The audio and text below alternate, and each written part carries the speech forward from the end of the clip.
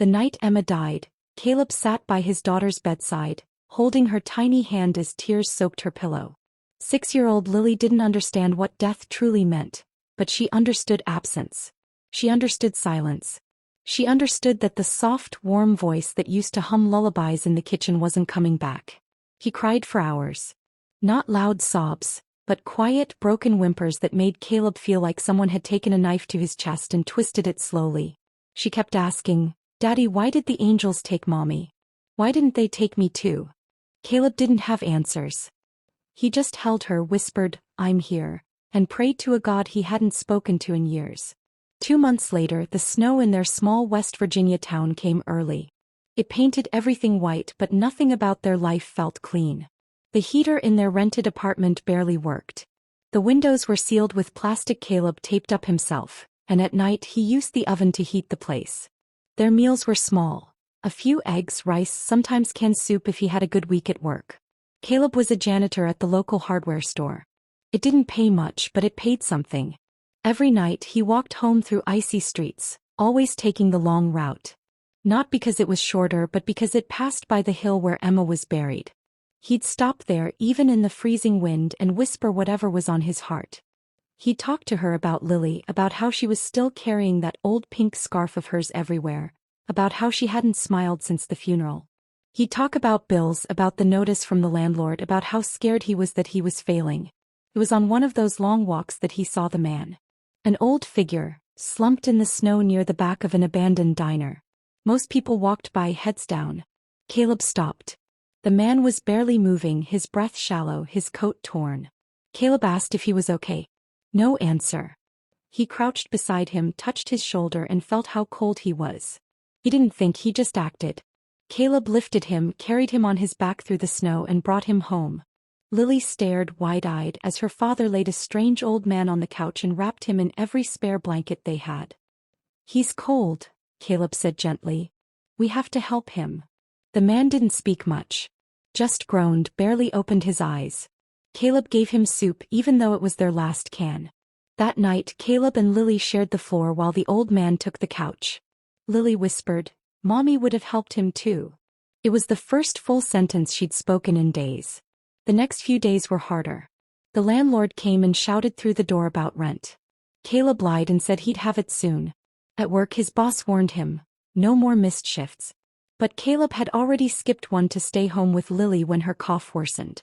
Now he was skipping another to care for the old man, who still hadn't even told them his name. They gave him food, tea, medicine they barely had. Lily started talking more, asking questions about him, sitting beside him as he rested. He told him about her mom. One evening, while Caleb fixed the broken leg of the chair the man had sat in, he finally spoke. "Otis," he said. "My name is Otis." Caleb smiled. "Good to meet you, Otis." Caleb. "That's Lily." The man nodded. "You're good people," he murmured. "Not many like you left." 2 mornings later, Otis was gone. No noise, no goodbye. Just a folded napkin on the kitchen table with shaky handwriting. "You gave warmth when you had none. That doesn't go unseen. Be ready." Caleb stared at it for a long time, then folded it and placed it in a drawer. He thought it was just the ramblings of a tired old man. Life moved on. And it got worse. Caleb was fired a week later. Too many absences. No savings left. He tried getting work as a dishwasher, as a snow shoveler, even at the scrapyard. Nothing. The landlord gave them 3 days to leave. The food was gone. Lily's shoes had holes. That morning, when they were officially evicted, Caleb found Lily sitting on the steps of the building, hugging her school bag, wearing Emma's scarf and shivering. "The man changed the lock," she said softly. "He said we can't live here anymore." Caleb sat beside her, pulled her close, and held her for what felt like hours.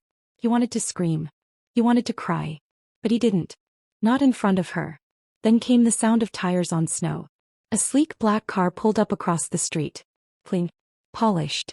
Too out of place for their neighborhood. A man in a gray coat stepped out, holding an envelope. He walked up to them slowly and said, "Are you Mr. Caleb Moore?" Caleb nodded, confused. The man held out the envelope with both hands.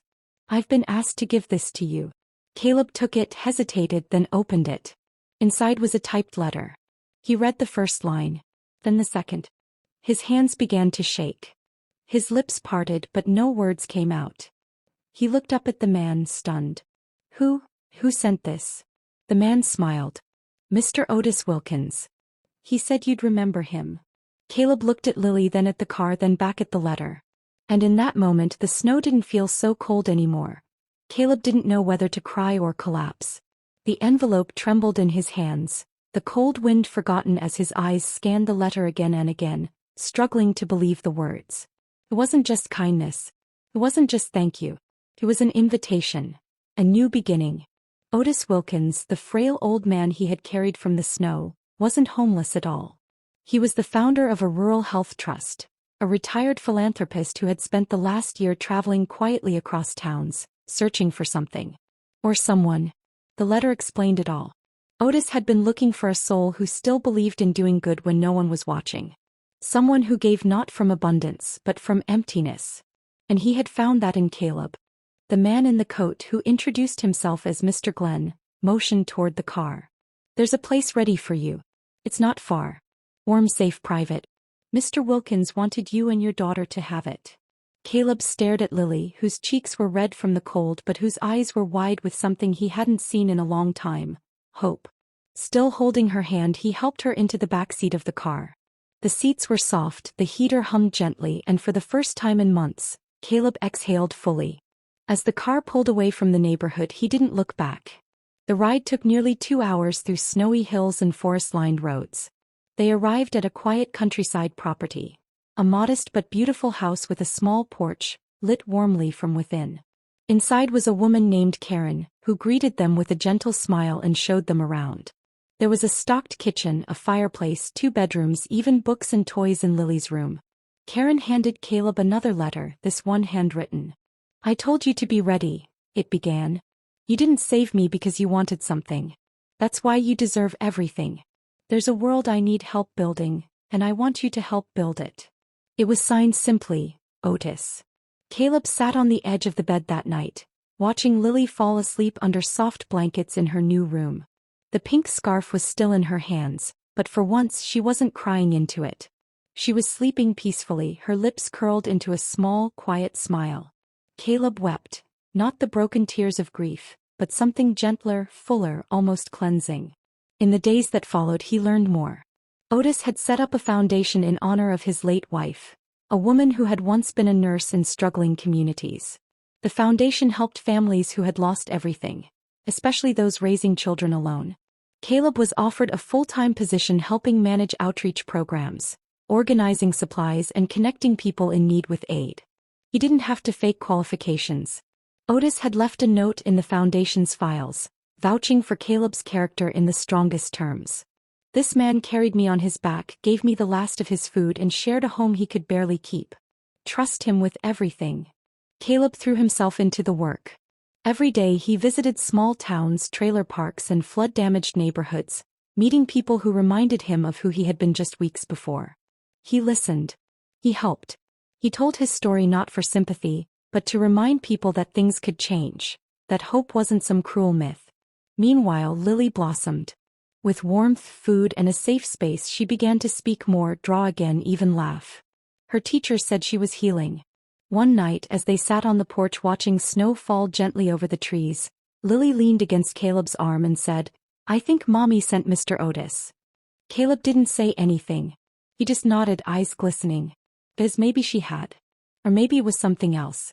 A chain of goodness passed from one hurting soul to another. He still had bad days. Grief didn't disappear, it just became quieter.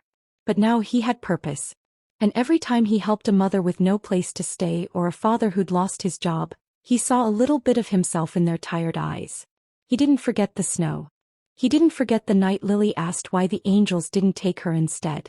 But he remembered most of all what came after. Caleb never expected peace to feel so unfamiliar. 4 months after moving into the new home, he would wake up startled, instinctively bracing for cold air, for Lily's coughs, for the knock of a landlord demanding rent. But instead there was only silence. Warm, steady silence, broken only by birdsong or the hum of wind outside their windows. Felt wrong to feel safe. Like life would punish him for being happy again.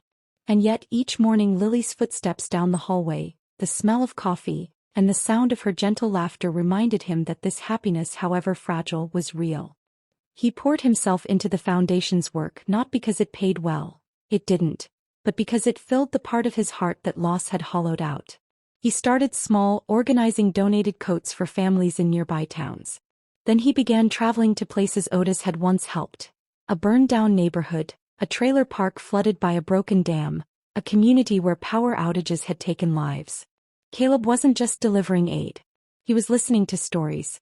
Stories of grief, hunger, resilience, and hope.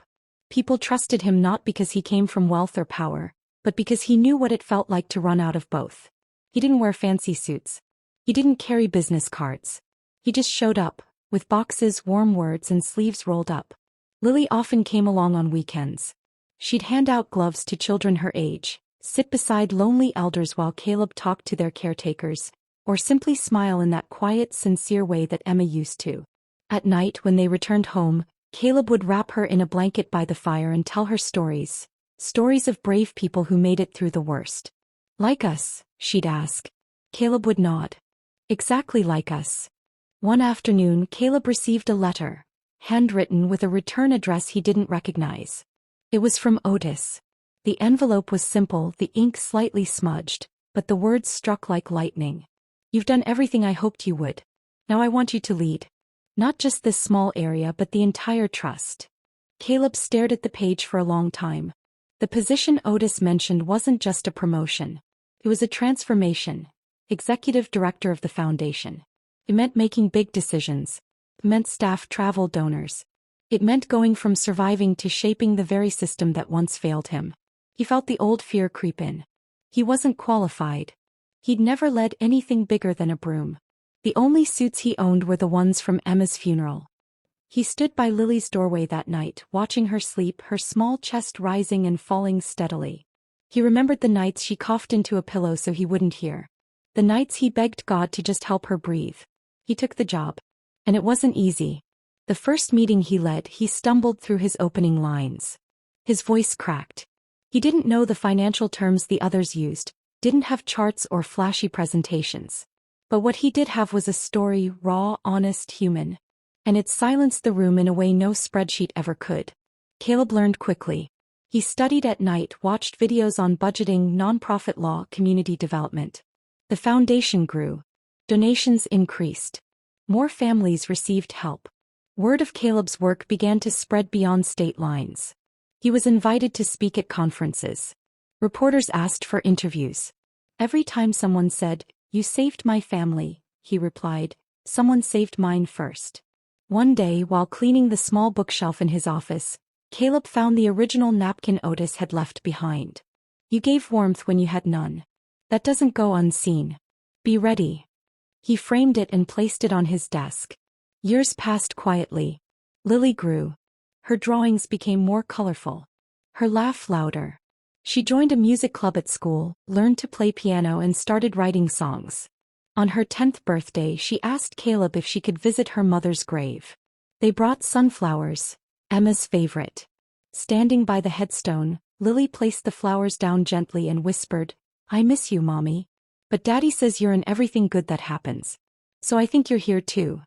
Caleb looked at his daughter, taller now, her eyes still the same soft green as her mother's, and realized something that hit deeper than any moment before. They had survived. Not just in body but in soul. Years had passed like falling leaves, gently, steadily, sometimes unnoticed. The foundation Caleb led had grown into a national lifeline for broken families. His name was known not in headlines or politics, but in whispered prayers of mothers who found shelter, and fathers who were given a second chance. Yet despite all the progress, Caleb remained humble. He still wore the same brown boots from the night he carried Otis through the snow.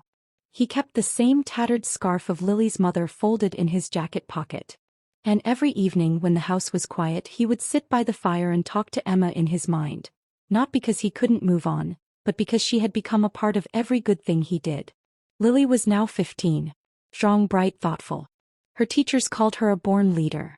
She had started a school group that helped classmates from struggling families. Backpacks filled with supplies, food bags, and sometimes just a place to talk. One day she stood before her entire school and told their story. Not the polished version but the raw one. Of hunger, of tears, of nights when she thought her father might give up. But he didn't, she said, her voice steady. Because someone showed him kindness. And he turned that kindness into something bigger. Caleb sat in the back row, trying and failing to hold back tears. One evening, as spring returned and the snow began to melt from the hills, Caleb received a call. A nurse from a small town clinic, the same one Otis had once funded, was struggling to keep their doors open. "We've tried everyone," she said. "But we're too small for the big donors. People here, they're slipping through cracks." Caleb didn't hesitate. He and Lily packed their bags and drove out the next morning. The town was forgotten by time. Cracked sidewalks, boarded-up stores, a playground with a rusting swing. But the people? Their hearts were loud, warm, resilient. Caleb met with the nurse, with mothers holding sick children, with a janitor who doubled as a volunteer EMT. That night he sat in the modest clinic hallway, listening to the beeping of outdated machines, and made a decision. The foundation would fund the clinic. Not temporarily, not as a bandage. Permanently. It was the largest donation the organization had ever made. Months later, the clinic reopened with new staff, equipment, and a name above the door: the Emma Rose Health Center. When the community asked why, Caleb stepped forward and told them. Told them about a woman who once held their daughter through fevered nights with no heat. A woman who taught him to love without pride and give without fear. "She isn't gone," he said. "She's alive in every hand we hold, in every life we lift." The next year, Caleb received a letter. Not from Otis, who had passed peacefully 2 winters ago, but from Otis's granddaughter. "You changed the course of our family too," she wrote. "My grandfather used to say, goodness is not measured in noise. It's in quiet revolutions of the heart. Thank you for starting one." On the anniversary of Emma's passing, Caleb and Lily visited her grave again. The hill was green, the sky open and blue. Lily knelt, placing fresh daisies this time. "Mom, guess what? I got accepted into the volunteer program Dad started. I'm going to be the youngest coordinator in our state." Caleb smiled, tears welling up. "She'd be so proud of you." Lily looked at him, eyes shimmering. "She'd be proud of you, Dad. You didn't just survive. You gave the world something better." Caleb placed a hand on the cool stone. In his heart he whispered, "I kept going. Like you told me to. I loved her enough to keep going." They stood together, father and daughter, wind dancing through the trees. And as they walked down the hill, sunlight bathed their path, not as a sign of magic, but as a quiet reward for all the nights they kept walking in darkness. Because the lesson wasn't just about kindness or giving. It was about endurance. That even in the aftermath of loss, the smallest act of love can echo through generations. And that sometimes the greatest rewards aren't riches or fame, but simply the chance to begin again, and make someone else's world better than your own once was.